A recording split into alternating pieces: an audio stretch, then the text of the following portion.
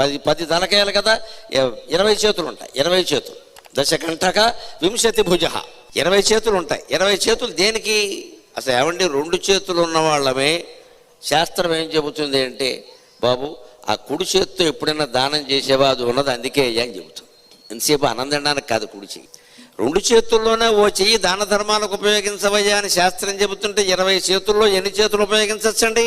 వాడికి ఆ భుజబలం వచ్చేసరికి ఏమైంది, ఇక నన్ను ఎవడు గెలవలేడు. ఇగో ఈ అజ్ఞానం ప్రవేశించేది చాలా మందిలో. ప్రాచీన ఆధునిక సమాజం భేదం లేకుండా పురాణ కాలం నుంచి ఉన్న జబ్బు ఏమిటంటే, కాస్త డబ్బు రాగానే, కాస్త అధికారం రాగానే నన్ను మించిన వాళ్ళు లేడు. ఇక మొత్తం త్రిమూర్తుల కంటే ఎక్కువ గర్విస్తాడు. అదే మానుకో రావణాసుడికి అదే